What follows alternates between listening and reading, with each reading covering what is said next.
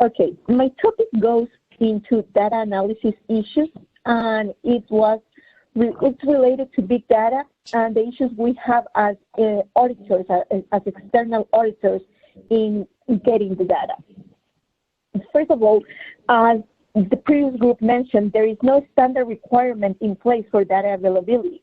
When assessing data, there is no ready access to clients' data. The process of Nelly, try to make your screen in exhibition mode so we can see it better. Just go into the little screen thing down there. Yes. Okay. So the process how auditors obtain the data from clients is, in the small firms, they have direct contact with the accounting department. And in some way, it's easy because the accounting department is in charge of the database system. And auditors and accountants basically speak the same language. They know what they want, the accountants provide them. The downside of it is that sometimes the accountants manipulate the data prior to giving us the data, so sometimes there are fields or transactions that are deleted in the process. So we have to be really careful that we get the full data. Integrity, it is called. In the other hand, in large firms like the ones that we are going to be interacting in the Big Four, they have an IT department. So we interact with the IT department. We have a problem. Sometimes we have a problem there because we communicate with the accountant requests the IT, and the IT sometimes do not, they deliver the data, but the fields are missing, or they have to prepare reports that are different for our data, which sometimes they don't include variables that we need, or they include more variables than the ones that we actually need. As a matter of fact, an anecdote that happened is one firm, it was a medium-sized firm. Normally, the accountant used to give us the data, but for some reason, he wasn't available, so we asked the IT to give us all the data directly. And they took very, very long time. We didn't know why. It was, when we tell the accountant we need the whole data, he knows that it's for the years that we are auditing, that whole data. The IT department gave us the whole data since the beginning of the company, so it took many, many, many weeks. So auditors and accountants have different perspectives of what information is relevant and what is not. Sometimes, some of the common problems we face, as I mentioned, is the kind of data that we request. Another problem is the way they deliver the data. Sometimes they deliver in PDF format. Believe it or not, they do. Sometimes Excel, but the problem with Excel and large firms is that it doesn't support. It's too much data for Excel, so it gets kind of slow, or it is broken down, so integrity comes to an issue. How do we get, it would be easier, you request the data, you get the data, but it takes several weeks sometimes, because in initial companies, we have to do a walkthrough, sit with the accounting and with each department to see what they do in order for us to find out, to know what to ask for. And it's important to know what to ask, because you need to be specific. If you forget to ask something, you don't get it, and then it's a hassle for them to rerun a report. Another thing is that we request data, they delay. Sometimes we are overwhelmed with data at the last days of the audit, which pose an issue for us to sample and review everything. Now, the question would be, why would auditors don't go directly to databases? And it's because we as auditors are not trained how to manipulate the back end of databases. We are the end user. We know how to manipulate, like, once we get the data, but we don't know how to manipulate databases, like program reports and that kind of stuff. However, in the Big Four, I saw that they have a department called ITRA, Information Technology Review Assessment. And kind of what we're learning here could be what ITRA does. They are, or bridge between the auditor and the IT department. But that is only used in large firms because it's an expensive service that we have within the Big Four. Now, once we get the data, we must take time to understand, verify the data that we requested, that it is complete and it will work. If not, we will need to sit again with the IT department and wait for them, explain to them, and then wait again for them to give us the data.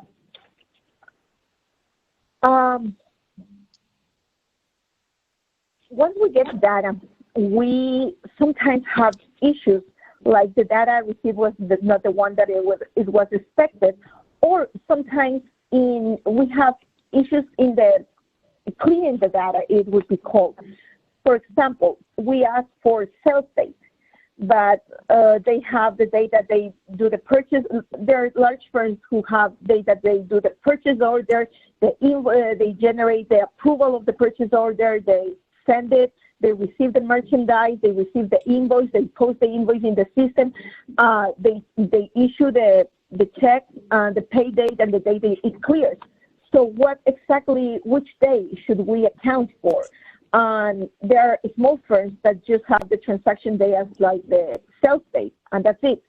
So we have different customers with different kind of variables in one same transaction, and we need to accommodate that for each client. So that's a little bit difficult for us to standardize the process. Another issue is if an international firm could have format dates, the format dates.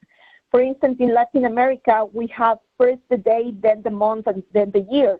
In the U.S., it's first the month, then the day, and then the year.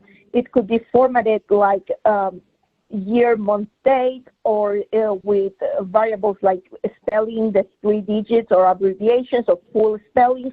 And when you aggregate the data and try to combine data, you have to be very, very, very careful with these little details that makes life a little harder. Numbers, you have also an issue. In South America, you have a comma instead of periods and periods instead of commas.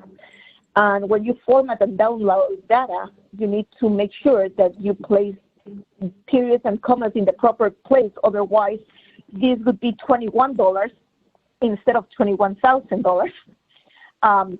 You cannot manipulate data if they come like a string, like text or zip code. So you need to make sure that it's numbers, and the numbers are well formatted so you can add them and subtract it.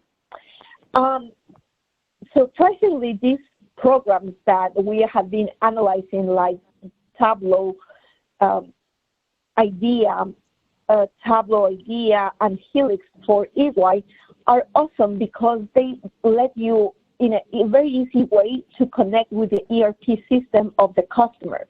You can access their database and they accommodate many databases such as SAP, SQL, Impala, JDB, Oracle, QuickBooks, which are different databases that our clients use for accounting.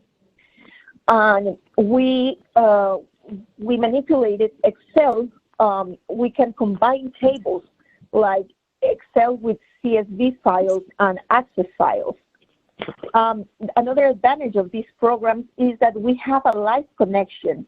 So we can extract live, and if there is any update or change from the customer, we can update our system rather than waiting for them weeks, to find what happened and what was the issue. So we can just refresh our system and we will get the data from the customer directly.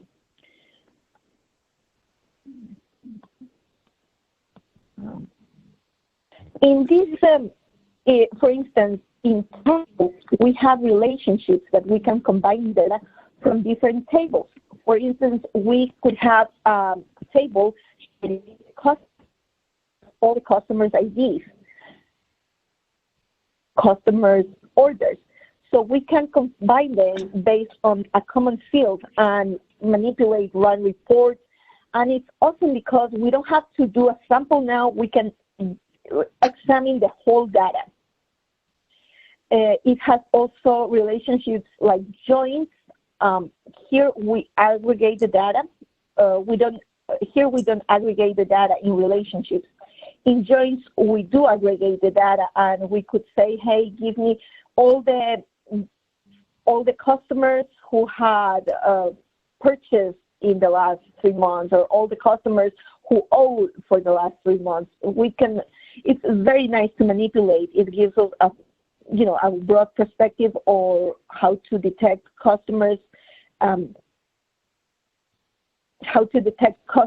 interaction with a company, if a customer is profitable, what volume of sales or purchases has he done to us vendors, or which vendor gives us a better price deal, and things like that. We can do, it's infinite what we can do with these systems.